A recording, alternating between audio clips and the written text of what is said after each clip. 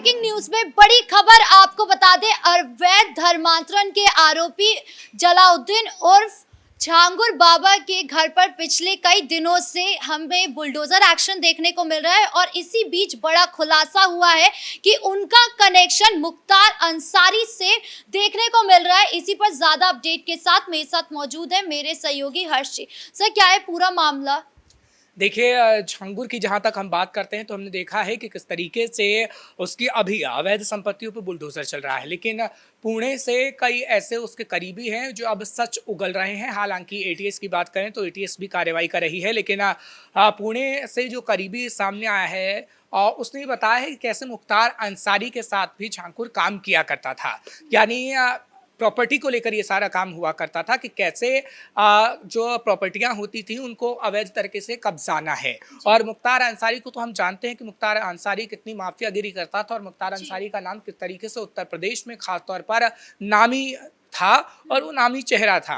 और झांगुर भी कहीं ना कहीं उसके साथ सम्मिलित था और ऐसी प्रॉपर्टियों पर उन लोगों की नज़र रहती थी कि उनको अपना बना लिया जाए और किस तरीके से अवैध तरीके से उसे कब्जा लिया जाए। और झांगुर को तो हम देख रहे हैं कि झांगुर ने किस तरीके से लड़कियों का धर्मांतरण कराया। आप खुद ही ये बता रही थी कि किस तरीके से ओबीसी कितनी लड़कियां हैं उसके चंगुल में रही, ब्राह्मण उनके चंगुल में रहे। हालांकि वो गरीब वर्चस्व वाले लोगों को पकड़ता था कि कैसे गरीब लोगों के पास जाया जाए, उनको पैसों का लालच दिया जाए और उसके बाद उनका धर्मांतरण करा जाए। धर्मांतरण कोई छोटे मोटे पैमाने पर नहीं हो रहा था। 12 लाख जो थी ओबीसी लड़कियां थी और 16 से ज्यादा ब्राह्मण लड़कियों को भी उन्होंने अपने चपेट में लिया है। बिल्कुल। और अब इसी की जांच की जा रही है कि कैसे कहाँ से वो पैसा लाता था इतना, क्योंकि विदेशी फंडिंग की भी जांच की जा रही है।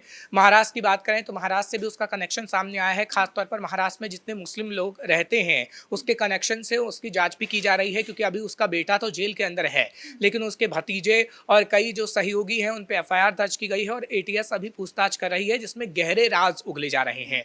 क्योंकि जिस तरीके से मुख्तार अंसारी का हमने जिक्र किया है, क्योंकि मुख्तार अंसारी को किस तरीके से माफियागिरी वो करता था। अखिलेश यादव की सरकार में भी माफियागिरी की जाती थी और अखिलेश यादव जैसे लोग ही उसे संरक्षण देने का काम करते थे। क्योंकि मुख्तार अंसारी पे जब कार्रवाई होनी शुरू हुई, जब प्रदेश में योगी आदित्यनाथ की सरकार बनी है, तो या क्या हम ये कह सकते हैं कि अखिलेश यादव का कनेक्शन जब मुख्तार अंसारी से था तो झांगुर का भी होगा? ऐसा भी हो सकता है। और क्या पता आगे आने वाले समय में अखिलेश यादव भी फंस जाए, क्योंकि अखिलेश यादव के कई नेताओं को हमने देखा है कि मुख्तार अंसारी के साथ वो किस तरीके से काम किया करते थे। उसके बाद उनका कनेक्शन भी सामने आया था। हालांकि मुख्तार अंसारी अभी तो इस दुनिया में नहीं है, लेकिन मुख्तार अंसारी के कारनामे हर कोई जानता है और किस तरीके से अखिलेश यादव के कई नेता अखिलेश यादव तक उनकी मदद करा करते थे, ये भी हर कोई जानता है उनकी सरकार में रहते जब अखिलेश यादव मुख्यमंत्री थे। तो क्या झांगुर को पैदा करने का काम क्या अखिलेश यादव की सरकार में हुआ? क्या इतने बड़े पैमाने पर धर्मांतरण इसलिए कराया जा रहा था ताकि उनको पहले मुस्लिम बना दिया जाए और फिर मुस्लिमों को वोट हासिल किए जाएं? अखिलेश यादव क्या ऐसा चाहते थे और उनकी सरकार में ऐसा हुआ? क्योंकि अगर मैं बात करूं तमाम लोगों की, जो ब्राह्मण थे या ओबीसी थे, सबको मुसलमान बनाया जा रहा है। और उत्तर प्रदेश में मुसलमान वोटर का फायदा किसको होता है? अखिलेश यादव को या फिर कांग्रेस को होता रहा है। और बड़ी तादाद है। जिस तरीके से आपने तो 12 लाखों का जिक्र किया है, 12 लाख से ज़्यादा है तकरीबन। अब तक जो एटीएस कह रही है कि जो संख्या हो सकती है 50 लाख के ऊपर भी जा सकती है। आप मानती हैं 50 लाख कितना बड़ा वोटर होता है? और अगर यही जलालुद्दीन बताए उन लोगों को जिनका धर्मांतरण हुआ है, उनके इशारे पे अगर वोट डाले तो क्या अखिलेश यादव अब सरकार बनाने में सक्षम हो पाएंगे? वो इसलिए कहीं ना कहीं वो पार्टियां चाहती हैं कि ऐसे लोग फले फूले जिसका फायदा उनको हो। मुख्तार अंसारी को आप देखिए, मुख्तार अंसारी किस तरीके से डर का माहौल पैदा करने की कोशिश करता था। मुख्तार अंसारी किसी को भी कह देता था कि आप जाइए उसको वोट देना, तो वो उन्हीं को देते थे। दबंगाई एक तरीके से मुख्तार अंसारी की देखने को मिलती थी।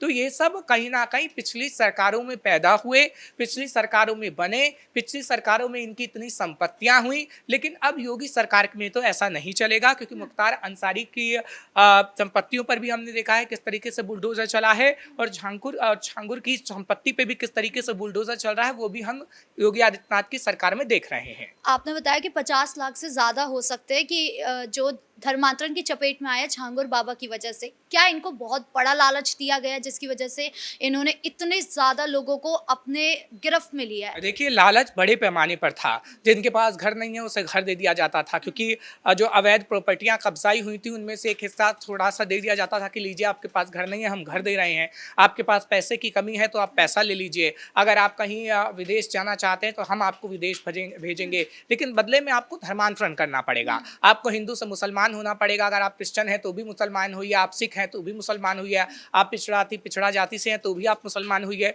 आप अगर उनके सहयोगियों की वीडियो देखेंगी तो वीडियो बनाया जाता था और उसमें बताया जाता था कि कैसे भगवान आपकी मदद नहीं करेंगे।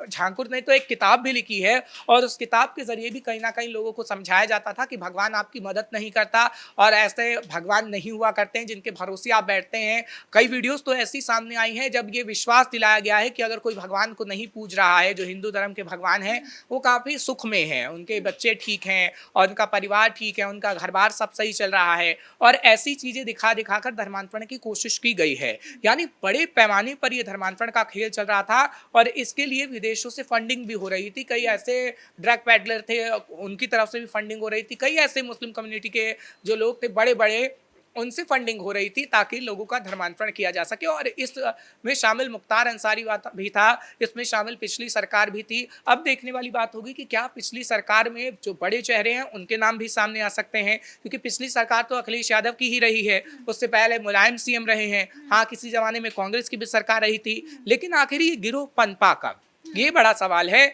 और जब ये पनपा तो पनपते पनपते कैसे मुख्तार अंसारी तक पहुंचा और कैसे महाराष्ट्र तक पहुंचा, कैसे विदेशों तक पहुंचा और कैसे 50 लाख लोग इसकी चपेट में आ गए हैं, झांगुर की चपेट में आ गए हैं। जलालुद्दीन ने आखिर कैसे उन सभी लोगों को मुसलमान बनाने का काम किया है। इनकी खुद की प्रॉपर्टी की बात करें तो इनकी प्रॉपर्टी कुछ 100 करोड़ से ज्यादा की बताई जा रही है। लगातार हम देख रहे हैं कि अलग अलग राज्यों में, अलग अलग जिलों में जो है इनकी प्रॉपर्टी निकल रही है। हालांकि उस पर बुलडोजर एक्शन चल रहा है, लेकिन इतनी प्रॉपर्टी इनके पास आई कैसे, ये भी एक बड़ा सवाल है। बिल्कुल, उसी की जांच अभी एटीएस कर रही है, क्योंकि अभी अगर हम देखें तो जब विदेशी फंडिंग की बात आ रही है तो कहीं ना कहीं इसमें आतंकवादी कनेक्शन का भी जिक्र हो सकता है। अभी हुआ है नहीं हुआ है ये हम अपने दर्शकों को नहीं बता सकते, लेकिन ऐसे कनेक्शन सामने आ सकते हैं, क्योंकि एटीएस जब भी जांच करती है तो उसी तर्क पे ही जांच करती है।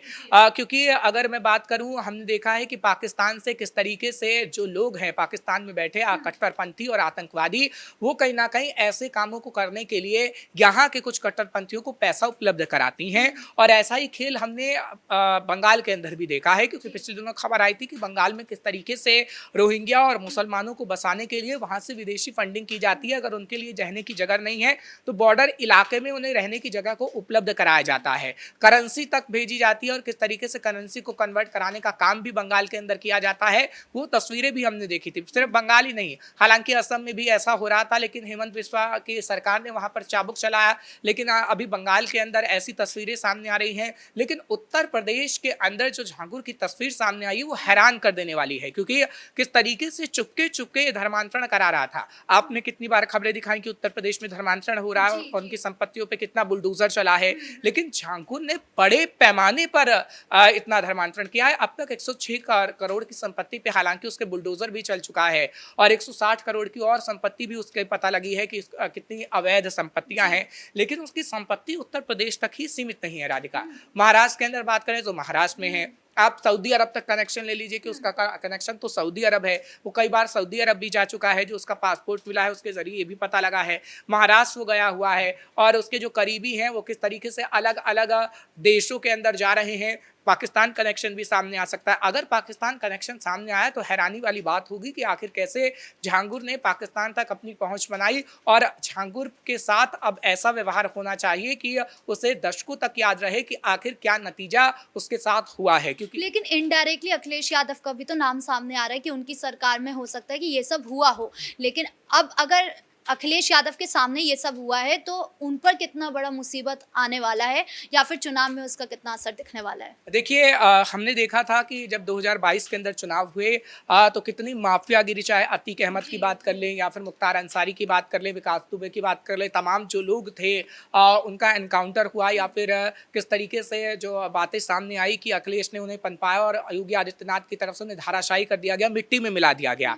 तो अखिलेश हमेशा से ऐसे लोगों को पनपते सत्ते रहने देना चाहते हैं सिर्फ वोट की खातिर। और क्या पता ठाकुर के पीछे भी अखिलेश का ही हाथ हो और अखिलेश यादव ने ही पनपने का काम करने दिया हो, क्योंकि जब मुख्तार के साथ कनेक्शन आ रहा है तो आप समझ जाइए ऐसा हो सकता है और अखिलेश यादव पर भी गाज गिर सकती है। और ये मुद्दा कहीं ना कहीं अगर आगे आने वाले समय में और बड़ा बना तो अखिलेश यादव के लिए बहुत मुश्किल हो सकती है। इस मुद्दे पर अपडेट देने के लिए आपका बहुत बहुत धन्यवाद। यानी कुल मिलाकर छांगुर बाबा बुरी तरीके से फंसते नजर आ रहे हैं। उनका जो कनेक्शन सामने आया है मुख्तार अंसारी के साथ, उसने सभी को चौंका दिया है और हो सकता है कि इस कनेक्शन में अखिलेश यादव का नाम भी सामने आ सकता है, जो उनकी मुश्किलें जरूर आगे बढ़ा सकती है। ब्रेकिंग न्यूज में इतना ही। कैमरा पर्सन कुणाल के साथ मैं राधिका राज।